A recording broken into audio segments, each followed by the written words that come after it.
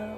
Welcome to the channel, and for today's video I'm going to be sharing with you guys my top 10 favorite books of 2022.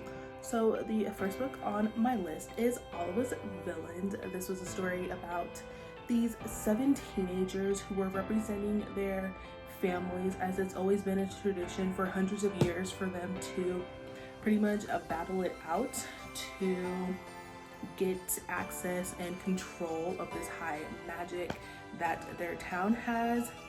And in this one we see these teenagers essentially trying to break that tradition, mostly because they were friends once upon a time and none of them want to essentially die, and they don't want to have to kill people that they've grown to care about or have cared about in the past.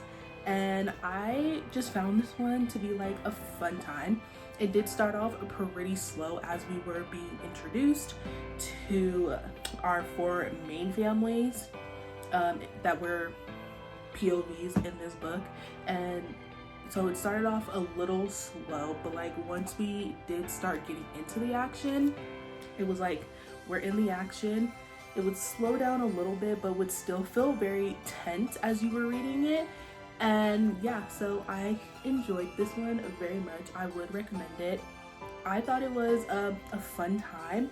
When I did actually sit down to like really read it, like I read it, and it was a pretty quick read as well, and it was just a fun time. The next one that I have is The Bone Season by Samantha Shannon. This one is pretty much about if you're special, if you have like a special ability, you're pretty much considered like a criminal, and you're essentially not allowed to have these abilities at all. And if they find out you have an ability, or you've been using your ability, then you're taken in and killed. But there is this higher race. I don't actually remember what exactly they were called, but there is this higher race that does essentially kidnap, like I'm gonna use the word kidnap, these people with special abilities to join their ranks and hunt people with abilities. But yeah, I enjoyed this one. I really liked how there was this one higher up, I don't even remember what his name was. I know her name was Paige, and then like the person she was under, yeah, I'm not looking through, person who was essentially her owner is what I'm gonna go with. We're trying to kind of like break the system, and we're willing to go against the people that were in charge. And I just thought it was a fun time. It hooked my attention like right from the beginning, and I found myself enjoying Paige as a character. I enjoyed her owner as a character as well. I thought he was pretty interesting, and I always found myself asking, like, I wanted to know more of his backstory. And so I guess you could say like I was invested in these characters' lives and everything. I would absolutely recommend this one to people, and I just thought it was a very fun time reading it. And it's very like action packed to an extent. Like there's enough action to keep you entertained and wanting to read it, and there's enough of like, you know, those quiet moments for you to like catch your breath. But yeah, this was a goodie. Next I have Iron Widow. So this one was really just about a bunch of young women who were chosen to be concubines for men as they operate and power these robotic machines so that they can fight the Hunduns. And really you're just used for the men to essentially like drain your life force, and then you're replaced. This one I was hooked. Our main character, I'm forgetting her name. This one was a fun time. I believe I read this for like a buddy pick or a book club. I don't remember too much, but I read this earlier this year and I found myself really just vibing with the story. Like, it started off pretty quickly and it was barely any breaks when she got to the end. I really liked our main character and how our main character was like not taking shit from anybody. And she was like, yes, I'm here willingly, but no, you're not going to control me. And she was doing, you know, whatever she can to like avenge her sister, because that is the reason that she went to them in the first place, was because her sister had died. And so she replaced her sister, and she was kind of like, she went in expecting to die, but you could also tell that she had the mentality of like, you guys aren't gonna kill me. And I just enjoyed this so much. Plus there was like some polyamory-ness in this book, and I thought that was refreshing in YA. And yeah, this was just, it was a fast pace, it was very interesting, and I loved it. The next book that I have is Wicked Fox by Kate Cho. This is about a gumiho who loses her fox speed as she saves a boy's life, and they pretty much go on a journey of her trying to figure out how to get her fox speed back, but also like how to interact with humans and essentially like not be lonely anymore, because that's how she's been her whole life. That's what her mother raised her to be, is to always be alone, like you can't trust anyone. And so this was a fun time. We see our male main character, you know, learning essentially about the supernatural. Like, this isn't just something his grandmother would talk to him about and like just to talk about, but like this was real stuff that was happening. And one thing I enjoy about this is, as I am currently learning Korean, there was a lot of Korean written into the story, and like in the back of it there was like a Korean to English explanation, definition, and things like that. And so yeah, I thought that was really nice to be added into this, and I just really fell in love with our main character, as you know, she was trying to figure out how to be human and how to love, and not just love somebody else, but also like how to love who she was as a person. And seeing how our male main character helped her on that journey, but also saw how she helped him kind of be accepting of who he was as a person as well. I thought that was a pretty nice story. Next, I have The Atlas 6.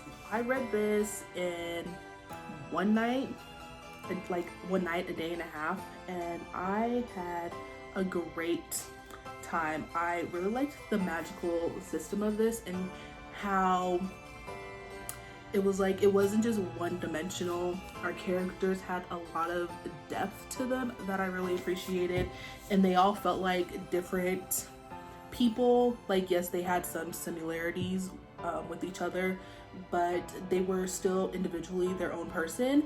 And I honestly don't really know what it was about this book that I enjoyed so much, but I'm always talking about this book and I loved it. I can't wait to read the sequel, and yeah, this was just a great time. It was very quick pace, kept you on your toes. We had different POVs from our different main characters. I believe there was 5 or 6 of them. Don't quote me on that. 6? 5? 6? We'll go with 6.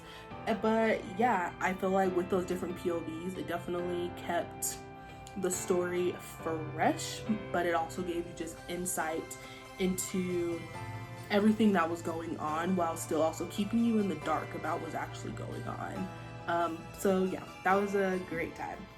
The next book that I do have is Ties That Tether. This was a beautiful story about a Nigerian woman really coming into accepting who she is, while also accepting what it is that she wants and fighting for the happiness that she wants for herself without the pressures of what it is to be a Nigerian woman. And I found this also to be a very quick read. I thought it was also just very nice to see how it started off as an HEA, but it slowly started to like crumble and everything around that, and then seeing how she found her way back to her happy ending. It was very nice, mostly because I don't know much about Nigerian culture. I don't know what it's like to be a Nigerian woman, and so I really enjoyed that aspect of it and kind of seeing what that is like, and then just seeing her fall in love and really accepting the person that it was that she did fall in love with, even though her family wasn't so accepting. But yeah, this was like one of my favorite romances that I read this year. It was a beautiful story. It was very well told, and it just felt realistic and it flowed really well. I found myself laughing with them. I think I cried at one point when I read this. I think I screamed. It took me through all the emotions and it was a fun time. Next I have Validity of Fortune by Chloe Gong. If you guys don't know, this is going to become a Chloe Gong stan account. In this we followed Rosalind, who is Juliet's cousin from These Violent Delights, and this was just a really fun time. I love Rosalind, loved her in These Violent Delights, even though she did some stupid shit, but I still really liked her as a character. And then seeing her in her own book and seeing how she was like navigating Shanghai on her own, essentially, without any of her family, was really nice to see. And seeing her with her partner Orion and seeing how they worked together and everything, I really enjoyed, and I'm looking forward to the sequel to this one. This was seriously a fun time, mostly because, you know, I love Rosalind. That's my girl. I love her. The last book that I do have is My Dark Vanessa, and I don't want to say that this is a favorite as in I would be able to read it multiple times, because I really do think that this book was like a one and done for me. I'm saying this is a favorite in the way that it was written. I thought it was written, I don't want to say beautiful way, because with what the story is, it feels weird saying it was written in a beautiful way, but I do think it was written in a very realistic and authentic way. Like, you could feel the authenticity behind the words in the story, and I think that is what is making it a favorite of mine, is that it was just written really well. The tone throughout the book didn't waver, even when we were time jumping and everything. Like, the tone for the most part was consistent, and I just thought it was well written. It took me forever to actually get through this book. I think it took me about a month to get through it, and it's a couple hundred pages. It's like just over 300 pages. This was really tough to get through, but it was also like, yeah, this is a reality that people do go through, which is so heartbreaking. But yeah, I would definitely recommend this to people to read for the writing of it. But I would also, like, you know, definitely look up the trigger warnings in this book, because there are quite a few of them and they are not sugar-coated at all. But yeah, this one was wow. So that is going to do it for this video. I do hope you guys enjoyed it. Let me know your guys' favorites from this year. Maybe if I haven't read them already, I will check them out. And I will see you guys in the next video.